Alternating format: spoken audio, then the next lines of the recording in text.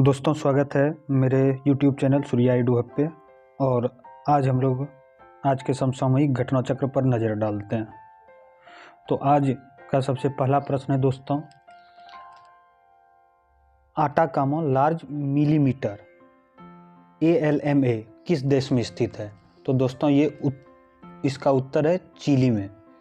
इसका मैंने डिस्क्रिप्शन भी लिख रखा है, जो इस तरह से है कि वैज्ञानिकों की एक टीम ने WB789 क्षेत्र में एक नवजात तारे प्रोटोस्टार का निरीक्षण करने के लिए चिली में आटाकामा लार्ज मिलीमीटर सब मिलीमीटर एरे, जिसे शॉर्ट में ALMA का उपयोग किया। यह चरम बाहरी आकाशगंगा एक्सट्रीम आउटर गैलेक्सी में स्थित है। वैज्ञानिकों ने कार्बन, ऑक्सीजन, नाइट्रोजन, सल्फर और सिलिकॉन असर वाले अणुओं का पता लगाया है। रासायनिक रूप से समृद्ध गैस के प्रोटोस्टार और संबंधित कोकून का पहली बार हमारी आकाशगंगा के किनारे पर पता चला है। दूसरा प्रश्न है दोस्तों, किस भारतीय कंपनी की सहायक कंपनी ने त्रिकोमाली तेल टैंक फार्म को संयुक्त रूप से विकसित करने के लिए समझौते पर हस्ताक्षर किए? तो ये इसका आंसर है दोस्तों इंडियन ऑयल कॉरपोरेशन।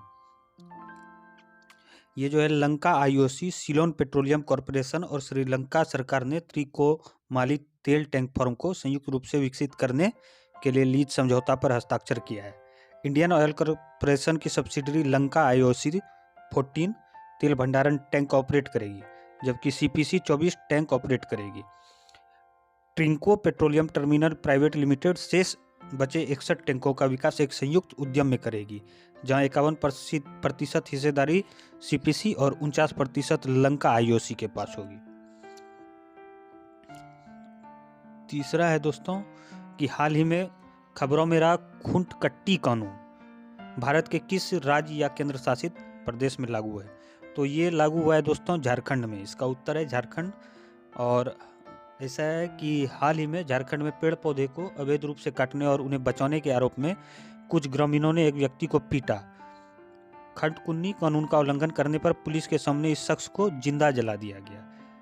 खंटकुट्टी प्रणाली भूमि के संयुक्त जोत की एक आदिवासी वंश आधारित प्रणाली है। इस प्रणाली के अनुसार मुंडा आदिवासी पेड़ को साफ करते हैं और खेती के लिए जमीन तैयार करते हैं। वह जमीन तब एक व्यक्ति के बजाय पूरे कबीले की हो जाती है। नेक्स्ट क्वेश्चन है दोस्तों कि जापान ने हाल ही में किस देश के साथ रेसिप्रोकल एसेस एग्रीमेंट RAA पर हस्ताक्षर किया है? तो ये ऑस्ट्रेलिया के साथ किया गया है। और इसका डिस्क्रिप्शन है कि जापान ने हाल ही में एक सुरक्षित और स्थिर हिंद प्रशांत क्षेत्र सुनिश्चित करने के लिए ऑस्ट्रेलिया के साथ एक ऐतिहासिक रक्षा समझौते पर हस्ताक्षर किया है। क्षेत्र में चीन के सैन्य और आर्थिक प्रवास प्रभाव के विस्तार के बीच इस समझौते पर हस्ताक्षर किए गए हैं। पारस्परिक पहुंच समझौता जापान का दूसरा ऐसा समझौता है। जापान का एकमात्र अन्य सैन्य समझौता अमेरिका के साथ है। तो ये याद रखना है दोस्तों कि ये जापान का दूसरा ही समझौता है। इससे पहले एक सैन्य समझौता अमेरिका के साथ है।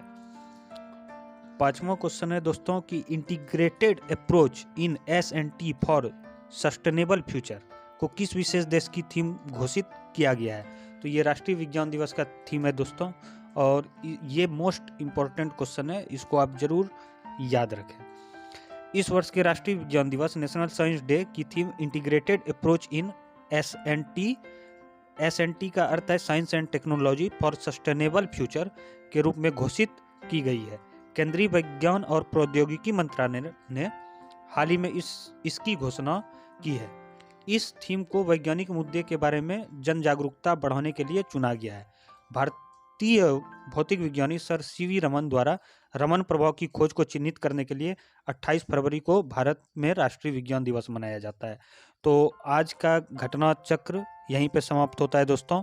मैं इसका PDF लिंक शेयर कर दूंगा, आप वहां से इसे डाउनलोड कर सकते हैं और मेरे Telegram channel Surya edu app पर भी जुड़ सकते हैं। वहां पर भी मैं इस PDF का लिंक डाल दूंगा, तो आप वहां से इसे सेव कर सकते हैं। धन्यवाद दोस्तों।